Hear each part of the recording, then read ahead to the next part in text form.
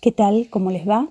Soy la doctora Paola Quevedo, docente de la cátedra, y en este caso vamos a revisar, mejor dicho, un artículo recientemente publicado, exactamente el 16 de abril de este año, en una revista de neurología española, donde se realiza una revisión y actualización de los criterios diagnósticos de deterioro cognitivo leve y demencia.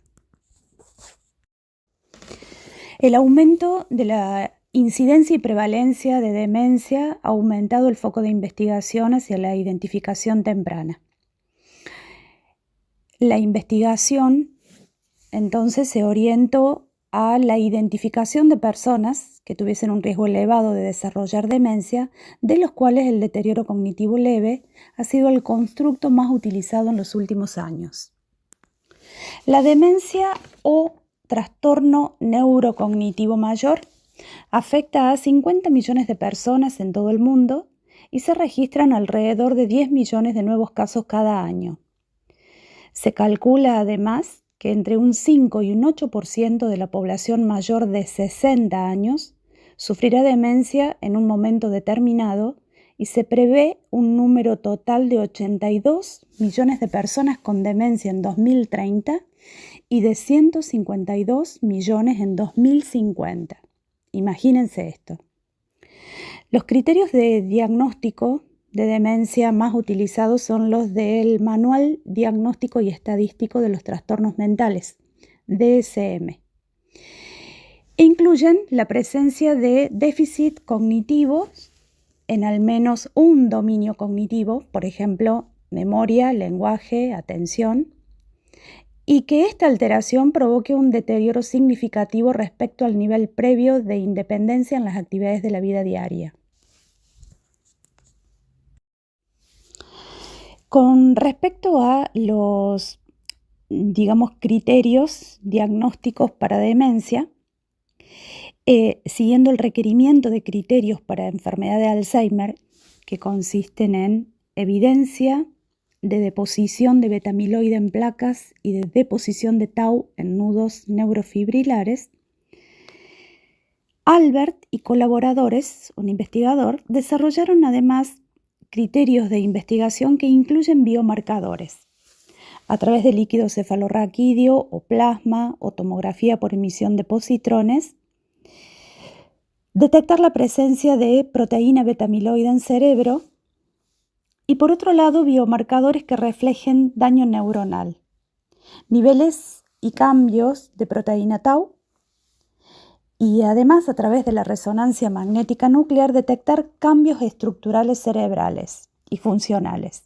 como atrofia hipocampal y de corteza entorrinal.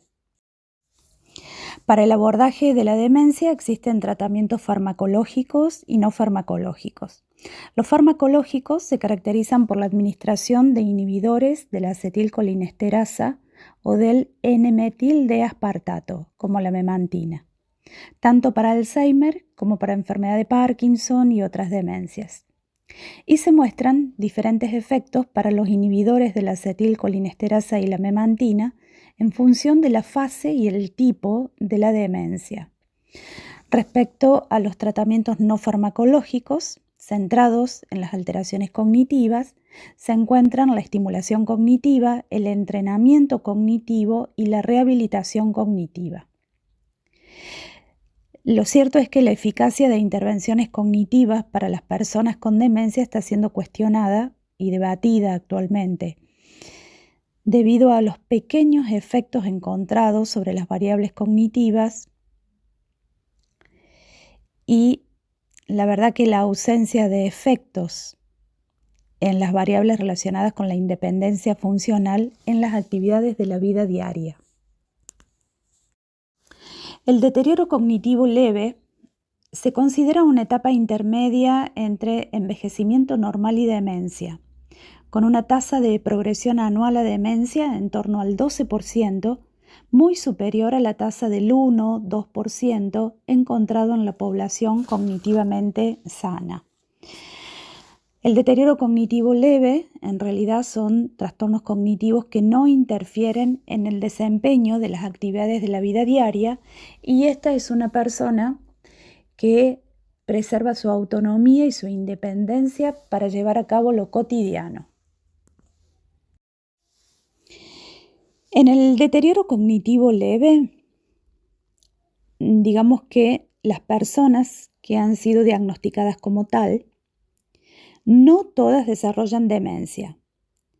Es decir, el diagnóstico de deterioro cognitivo leve se asocia con una probabilidad elevada de desarrollar demencia en el futuro en comparación con las personas cognitivamente sanas.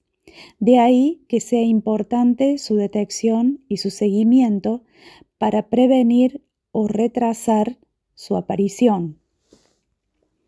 En el deterioro cognitivo leve, entonces recordar, no hay deterioro funcional, y si lo hay es mínimo y no impide la realización de actividades de la vida diaria, mientras que en la demencia el deterioro funcional es evidente y afecta a la capacidad de desarrollar con normalidad e independencia las actividades de la vida diaria.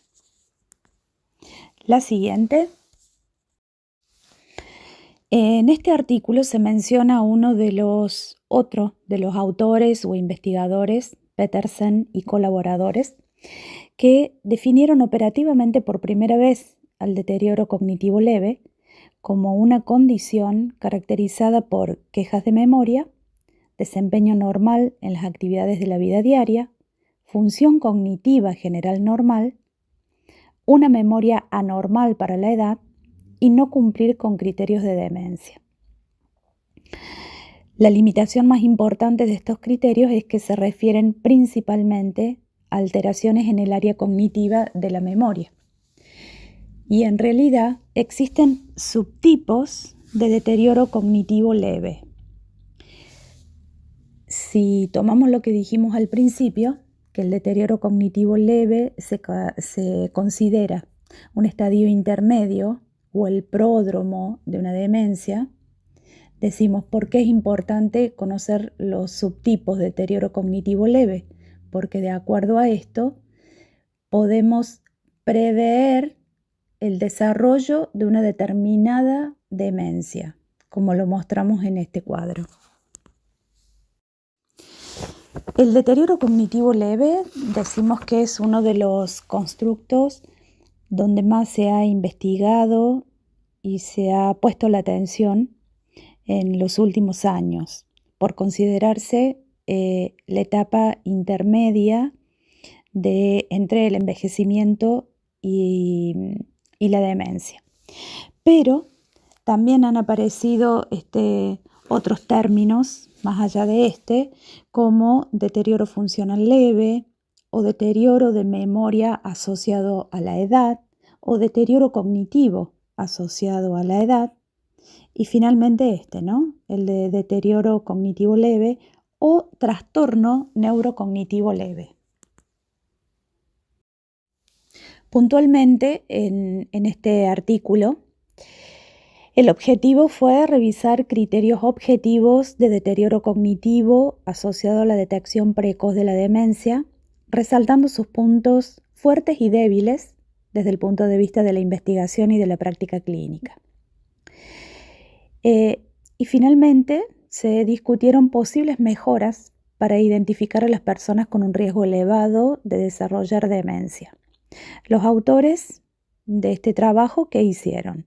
Realizaron una búsqueda bibliográfica en bases de datos y rescataron publicaciones científicas desde el 23 hasta el 31 de marzo de 2020. Los autores de este trabajo concluyen en que el foco de la investigación debería estar en el estudio del deterioro cognitivo con la finalidad de identificar a las personas que presentan un elevado riesgo de desarrollar demencia y poder de esta manera implementar estrategias de intervención preventivas tempranas.